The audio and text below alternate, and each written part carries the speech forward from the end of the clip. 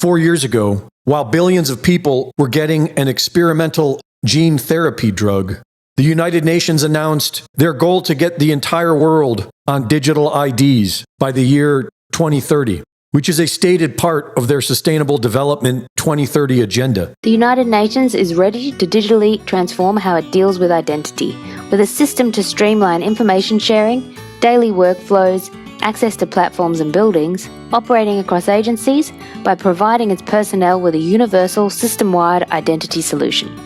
Introducing the UN Digital ID, a unique and digital identity for UN personnel from the day you join to the day you part. All of your personal, HR, medical, travel, security, payroll and pension data in the palm of your hand, giving you full control on what you share and with whom. With blockchain and biometrics, the UN Digital ID makes verification efficient, secure, transparent, immutable, portable and universal. It's been piloted by different agencies and the UN Pension Fund, where they've replaced current manual processes with certainty for who and where pension recipients say they are at any given time. As innovation transforms the world, we can improve the way we manage our identities online. UN Digital IDs, a building block for digital cooperation, unlocking the promise of the SDGs.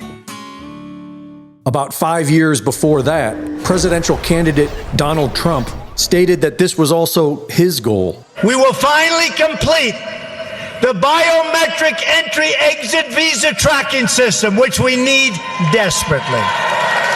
In my administration, we will ensure that this system is in place.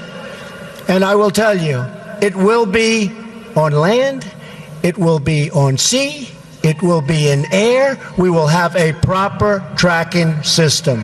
The main purpose of opening the borders was to create chaos so that order in the form of a digital ID system would be tolerated. In order for a biometric border system to work, everyone will obviously need to be in the system. And the Trump administration is using tariffs to compel foreign nations to comply. After threatening to impose harsher tariffs on Colombia, the Statement of Intent for Biometric Cooperation was drafted between the U.S. and Colombia. After returning from this trip, U.S. Secretary of Homeland Security Kristi Noem said that she met with Mexican President Sheinbaum about sharing biometric data in exchange for ending tariffs. Do you think the Mexican president, you talked to her, is doing enough to defeat the cartels down there? You know, we talked extensively about that. I gave her some options of more she could do. And I asked her specifically to share biometric information with us.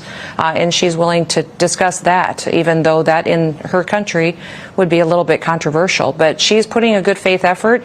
But President Trump is clear. He doesn't want people to keep talking. He wants to see action. And she has an opportunity to do some things that I will give a report to the president on and see if we can deal with the tariff situation that may be facing her people.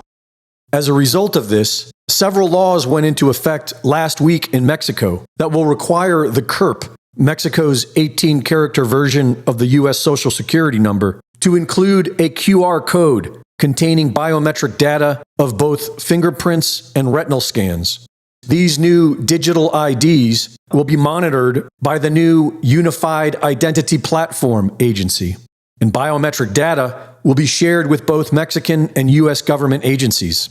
The new biometric CURP will be legally required to purchase internet and mobile service, and changes to Mexico's telecommunications law will force internet service providers to share users' real-time geolocation data with Mexican authorities, allowing them the ability to shut down service and block digital platforms for failing to comply with regulatory provisions.